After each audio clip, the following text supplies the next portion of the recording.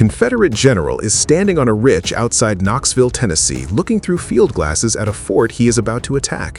He watches a single Union soldier walk casually across what looks like an open ditch in front of the wall. The general lowers his glasses, satisfied.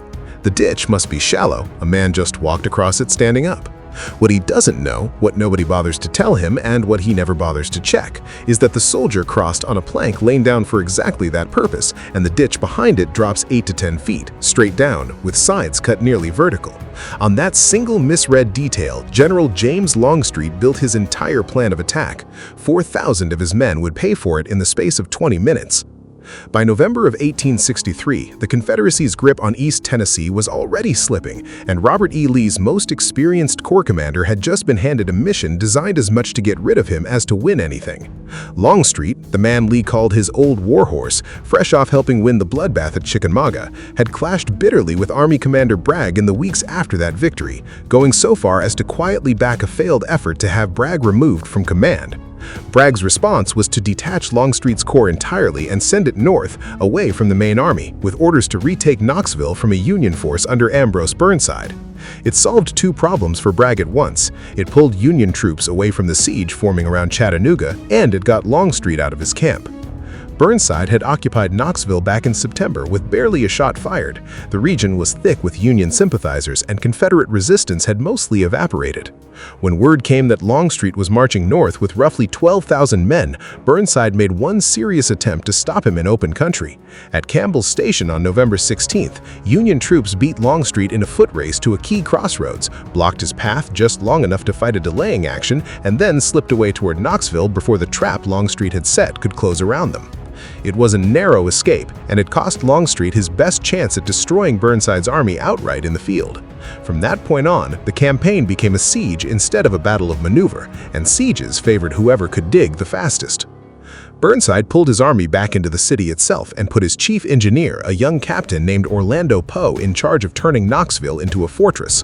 Poe had 11 days. He used every one of them, working soldiers, civilians, and formerly enslaved people who had escaped to Union lines in round-the-clock shifts to raise nearly 10 miles of connected earthworks around the city. The most exposed point in the entire Union perimeter was a bastion on a ridge northwest of downtown, originally a half-built Confederate work called Fort Loudon, which Poe's men expanded and reinforced almost beyond recognition. It would soon be renamed for a different reason entirely. On November 18th, Union Cavalry Commander William P. Sanders led roughly 700 troopers in a desperate delaying action against Longstreet, buying Poe critical extra hours to keep digging. Sanders was shot by a sharpshooter that day and died the next morning. Poe renamed the unfinished fort in his honor before the walls were even finished. East Tennessee itself was a strange pocket of the war, and it shaped everything that happened at Fort Sanders before a single shovel of dirt was turned. Unlike most of the Confederacy, the region was full of small farmers with little investment in slavery, and pro-Union sentiment ran so deep that Tennessee alone sent more men north to fight for the Union than any other Confederate state combined. When Burnside marched in that September, he wasn't so much conquering the region as being welcomed into it. That fact mattered strategically. It meant Longstreet couldn't count on the countryside for supplies or intelligence the way a Confederate army normally could on its own soil. And it meant every extra day his corps spent stalled outside Knoxville cost him more than it would have almost anywhere else in the South. Poe, for his part, wasn't simply reacting to Longstreet's approach. He had spent the weeks before the siege compiling detailed maps of Knox County and the surrounding terrain, intelligence that gave Burnside a level of battlefield awareness Longstreet never matched. Poe and Sanders were West Point classmates and close friends, both known around headquarters as something like the Army's resident daredevils, and it was Poe himself who later credited Sanders' sacrifice on November 18th with buying the single most valuable resource of the entire campaign: time. Every hour Sanders and his outnumbered cavalry held the road that day was another hour of digging at what would become Fort Sanders. Poe would later say almost exactly that every spadeful of earth turned while Sanders bought the delay helped make the position unbreakable, and that Sanders had known what he was trading his life for. What Poe built at Fort Sanders was less a wall than a machine for killing men in a confined space. The parapet rose roughly 18 to 20 feet from the bottom of the ditch to the top, an almost vertical face of packed earth reinforced in places with cotton bales wrapped in animal hides to help absorb artillery fire. In front of that wall sat the ditch itself, 12 feet wide and anywhere from 4 to 10 feet deep depending on the stretch, with sides cut so steep that climbing out under fire without a ladder was close to impossible. A hard freeze in the days before the assault turned the exposed clay slopes to ice, and some accounts from the defenders describe pouring extra water from cisterns down the walls deliberately just to make the ice worse. Then came the detail that made the whole position lethal instead of merely difficult. The ground in front of Fort Sanders had once been an orchard.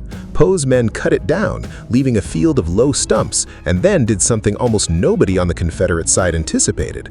They strung telegraph wire in loops from stump to stump, ankle height, crisscrossing the open ground in a nearly invisible web. It may have been the first deliberate use of wire entanglement as a defensive obstacle in the entire war. In daylight, it was hard enough to spot. In the dark, before dawn, in freezing weather, it was invisible until a man's foot was already past it. Inside the fort itself, the actual garrison was startlingly small for what it was about to withstand. Roughly 330 infantrymen pulled from 4 different regiments, the 79th New York, the 29th Massachusetts, and the 2nd and 20th Michigan, held the position alongside about 100 artillerymen commanding 12 cannon under Lieutenant Samuel Benjamin, a young artillery officer about to have one of the most consequential 20 minutes of the entire war. Altogether, defenders in and around the threatened bastion numbered somewhere near 440. Waiting outside in the darkness, Longstreet had roughly 4,000 men ready to throw at them. The feud between Longstreet and Bragg is worth sitting with for a moment because it explains a decision that otherwise looks almost inexplicable. Longstreet had arrived in the Western Theater that September as an outsider from Lee's army, and his troops had helped deliver one of the Confederacy's biggest victories of the war at Chickamauga. Instead of building on that, Bragg spent the following weeks locked in bitter infighting with nearly his entire senior command, and Longstreet was one of several generals who quietly tried to get him removed. When that effort collapsed, Bragg didn't punish Longstreet directly. He simply handed him an assignment that separated him from the army entirely and sent him toward a fortified city with a fraction of the men he might have wanted for the job. Some historians have gone so far as to argue Bragg was less interested in retaking Knoxville than in getting a rival out of his camp.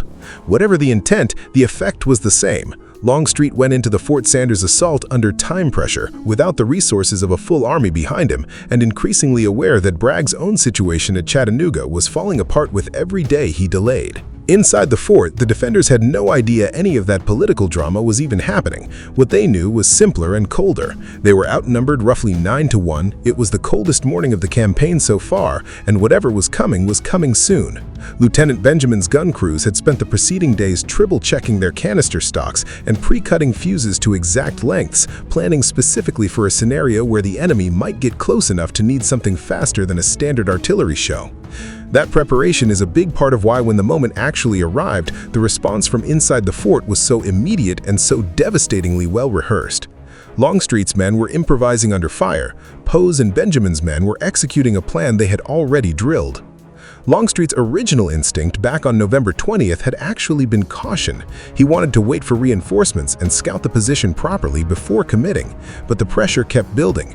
Bragg's situation at Chattanooga was deteriorating by the day, and word kept arriving urging Longstreet to finish Knoxville and either return south or make her failure count for something.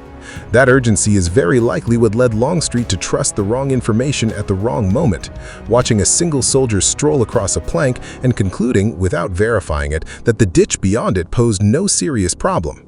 He also assumed his infantry could improvise handholds by digging footholds into the earthen wall with bayonets as they climbed, rather than requesting scaling ladders in any real quantity. It was a plan built on speed and improvisation, aimed at a fort that had been engineered for 11 straight days specifically to punish exactly that kind of assumption. On the night of November 28th into the 29th, freezing rain turned to sleet and then to a hard, clear frost, and in that weather, Confederate skirmishers crept forward and overran the Union picket line outside the fort. It worked as intended, the pickets were captured and the approach went undetected for a while, but it also meant the garrison inside Fort Sanders now knew hours before dawn that something was coming. Men who might otherwise have been sleeping in reserve were instead standing at their posts in the cold, watching the dark tree line, loading and reloading. Two assault columns, roughly 2,400 men in the first wave under Division Commander Lafayette McLaws, formed up in the freezing dark about 250 yards from the fort's northwest corner and waited there silent for the order. At 6:20 in the morning, after a short artillery barrage meant to keep the defenders' heads down, the order came and the Confederate lines started forward across open, frozen ground toward the wall. Men moved at a run wherever the footing allowed it, breath visible in the cold, boots cracking through a crust of frost on ground that hadn't fully thawed since the night before. The wire hit them almost immediately. Men running at pace in near total darkness caught their ankles on strands they could not see, went down hard, and the formations that had left the starting line in tight, disciplined ranks arrived at the base of the fort as a tangled, staggered crowd instead. Officers screamed at men to keep moving. Soldiers who fell were trampled or crawled forward through the legs of the men behind them, and every extra second spent fighting the wire was a second spent under fire from Union muskets, and increasingly from artillery loaded with double and triple canister, essentially giant shotgun blasts of iron balls fired directly into a packed crowd of men at close range. Then came the ditch. Confederate soldiers who reached it did what Longstreet's plan told them to do. They jumped in, expecting a shallow gap they could scramble across in a step or two. Instead, they hit a drop of 4 to 10 feet onto a floor that was rapidly filling with other men doing the exact same thing, into walls slicked with ice with no scaling ladders anywhere near enough to matter. One artillery private manning a gun nearby, John Watkins of the 19th Ohio Battery, would later write that the ditch in places was almost full of Confederate soldiers piled one on top of another. Men who had sprinted across open ground under fire now found themselves trapped in a pit 12 feet wide, unable to climb out, unable to go forward, with more of their own men falling in behind them every few seconds. This is where Lieutenant Samuel Benjamin's artillerymen did something that has become the single most quoted detail of the entire battle. With Confederate soldiers packed in the ditch directly beneath the wall, Benjamin had his gun crews light the fuses on artillery shells by hand and physically throw them, like grenades, down into the crowd below. In a space that confined, with that many bodies pressed together, each thrown shell did catastrophic damage.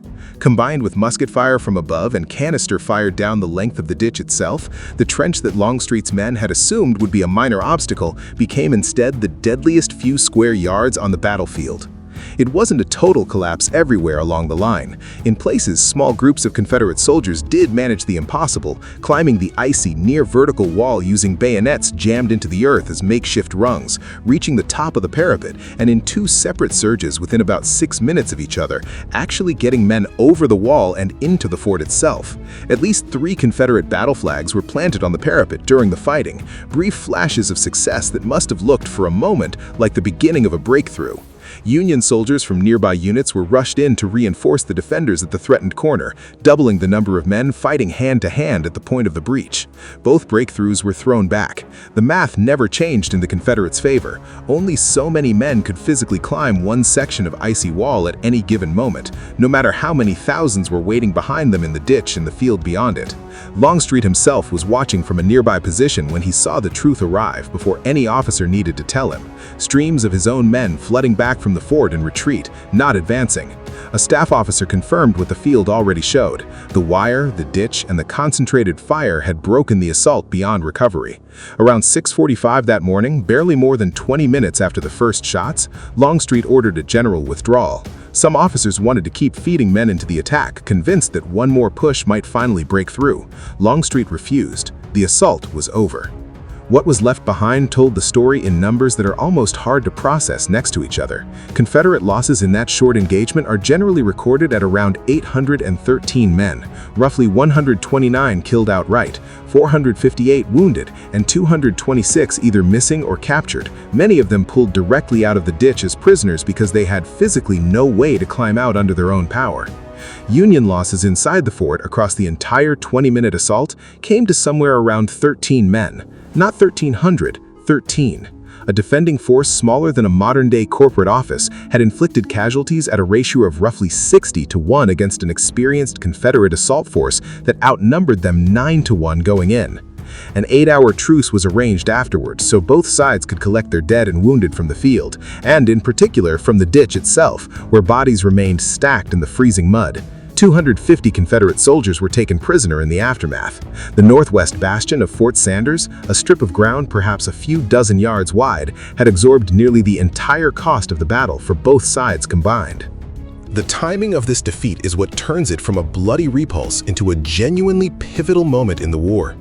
On the very same days that Longstreet's men were dying in the ditch at Fort Sanders, Ulysses S. Grant's forces were breaking Braxton Bragg's army 200 miles away at Chattanooga, driving Confederate troops off Missionary Ridge in a collapse that shattered Confederate control of the region for good. Longstreet's entire Knoxville expedition had been justified, in part, as a way to relieve pressure on Bragg and reclaim East Tennessee while the main armies fought it out at Chattanooga. Instead, both efforts failed within days of one another. Bragg's army was routed into Georgia. Longstreet, having just lost hundreds of men in a single catastrophic morning, now found himself deep in hostile territory with no realistic way back to the main Confederate army and no path left to take the city by force. Making matters worse, Grant had already ordered William Tecumseh Sherman to march a relief force toward Knoxville the moment Chattanooga was secured. With Sherman's army approaching and no viable second assault available after the disaster at Fort Sanders, Longstreet abandoned the siege on December 4th and withdrew his corps northeast toward Rogersville, roughly 65 miles away, effectively conceding East Tennessee to the Union for the remainder of the war. His men spent a miserable winter there, poorly supplied and increasingly demoralized, before finally being ordered back to rejoin Lee's army in Virginia the following spring, arriving just in time for the opening battles of the Overland Campaign, where Longstreet would be severely wounded within days by his own men firing blind in the tangled woods of the wilderness, only a few miles from the spot where Stonewall Jackson had suffered nearly the identical fate exactly 1 year earlier. What makes Fort Sanders worth remembering isn't simply the lopsided casualty count, striking as it is. It's how little of that outcome came down to soldiers' courage or numbers, and how much of it came down to 11 days of engineering that one Confederate general chose not to verify closely enough before sending 4,000 men across open ground in the dark. A plank mistaken for solid ground, wire nobody could see until it was too late, a ditch nobody had properly measured, shells lit by hand and dropped into a space with nowhere left to run.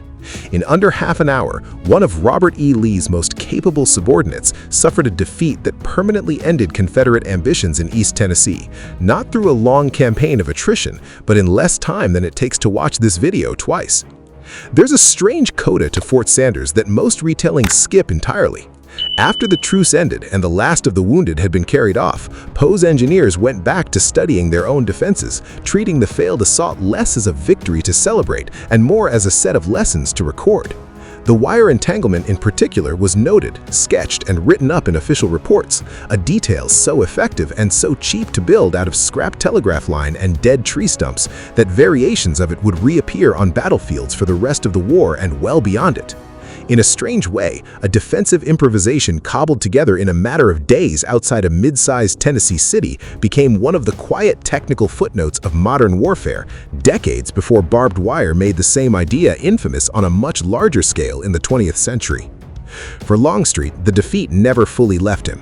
He would go on to serve competently for the rest of the war, but Fort Sanders sat alongside his controversial performance at Gettysburg as one of the moments critics pointed to when questioning his judgment under pressure.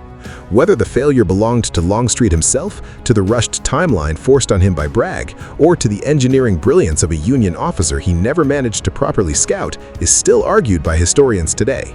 What isn't argued is the outcome. 4,000 men went forward. Roughly 800 of them became casualties in 20 minutes. 13 defenders did not.